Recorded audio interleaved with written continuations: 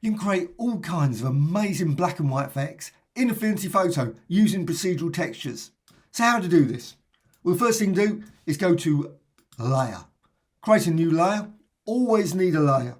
Then go to Edit and Fill. And I would suggest black. Just fill it with black. And once you've done that, go to Filters, down to Colours, and then Procedural Texture. And luckily, Procedural Texture has a load of presets, so you can just run through these presets. And a really good one to start with, waves. Now, one thing that's really useful is you can actually drag this out, so you can make this much bigger. However, unfortunately, you can't zoom in on the equation, but you've got this equation here made up of sines, etc. And you can modify it. So you've got this initial wavy design here, Rx and Ry. So you can move them backwards and forwards. That's the point of the Rx and Ry. Just makes it really nice to align the position. However, what you can do, you can turn around and say Ry. Now I'm going to put, say, divide by 3. So you can put Ry divided by 3 and straight away you can see you've got a different result there. And again, you can still modify this custom input. Now you can see that A. Now you can always add additional ones as well. So you just go down here. There's a little R, you've got 0, 1, you've got 1, 1. Personally, I always go for the real. Just means you've got the full range of values. So just go for click R. Now it doesn't look like a button, but you can just click it and you can see then you get R and then you just get the next letter that's available. Obviously B in this case. Defaults to 0. Now you can just quickly put it to 1. Personally, I wish the default was 1 most times.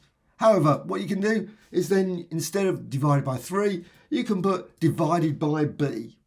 And you can see now it puts it basically back to Ry divided by 1. But you can increase this or decrease this. Now sometimes it just puts it back to 0. The up and down's a bit odd.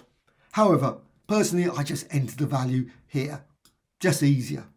So enter 2. But you can also go and enter 0.3. So you can get nice wavy designs, just very subtle wavy designs like that. However, what you can also do is you can also go, you know what, I don't want Ry there. I want Ry minus Rx. And you need to put brackets around it. Otherwise, it will just not know what to divide by. So at this point, Rx and Y.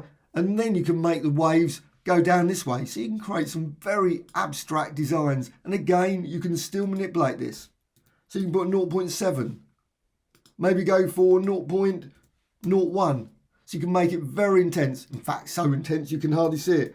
Say 0.1. And you can see the wavy lines there. Very subtle, wavy, distorted lines. But you can still modify these as well. You turn around and say, well, I don't want Rx, but I maybe want Ry. And that's in the bracket. So bracket around that. So make certain it's got brackets around it. And also, of course, what you can do, you can turn around and say, well, I don't want just Rx minus Ry. I can turn around and say 3 times Rx minus Ry. And you can create a variety of different sort of distortions there. And again, just go down here. You've got R, you can add another one. Custom inputs. So you've got R, and then it makes another one, obviously of C, but gives it, of course, 0. Then you can put 1 in there. You know, and decide, you know what? Instead of 3, I'm going to put C there. And then you can say, oh, I want that to be 5. And you can see the result of that. Just a nice wavy design. Very, very beautiful wave design like that. However, what you can also do is you can add to this. So you can select all of that equation. Simply select it all and then do a copy. You've got all the functionality, edit, copy, edit and paste. And then just say plus. And then paste it in again. That's why I made it a bit longer. Just makes it easier. And then you can decide, you know what? I don't want Ry minus Rx.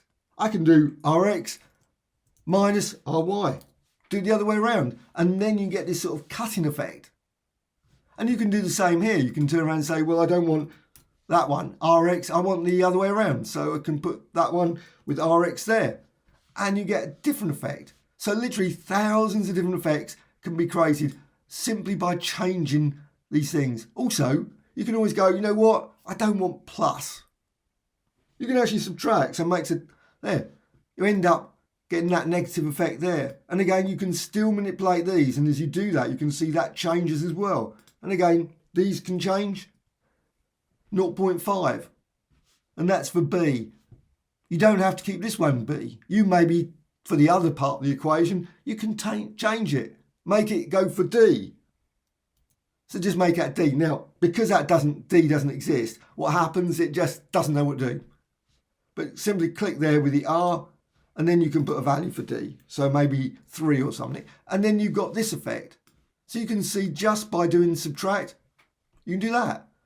Again, you can always go back to plus, and you can see the result there. Or maybe divide, and you can see you get a different result then. And so on and so on. So literally thousands of equations, all from this basic way. And if you decide, you know what, I don't like this one, you can always go back very quickly to the other one. Now, if you get a really, really nice effect like this, you might say, you know what, I want to save this. Well, you can. Just simply go up here to the presets, and you can say create preset. So like I think it's quite a nice jazzy sort of effect. So jazzy 1, and also maybe go for monochrome patterns. There's a variety of categories. You can create your own category as well, and then click create. So it's stored away, because that's useful because you've got live filters as well. You can use this with live filters, but you can still continue to manipulate this design. Just modify it. Maybe go for, I always love it when I click there upwards, it always goes there. That's what I want, 3. So you can see, get thousands of different designs simply by just manipulating these values. Maybe go for 2 there, or maybe 5, and so on. Variety of different designs, all can be created just using this fairly basic equation. Now the equation can be still continue to be modified. You don't have to use signs. Maybe decide, you know what, I want to use cosines. Yes, there's no sine and cosines. You can put cos there instead, and you'll get a different result. Or maybe use cos there at the front as well. Instead of sine, use cos.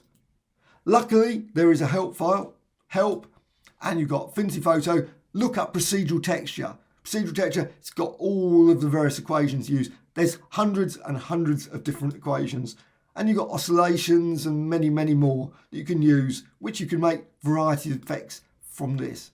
So once you've done that, click apply.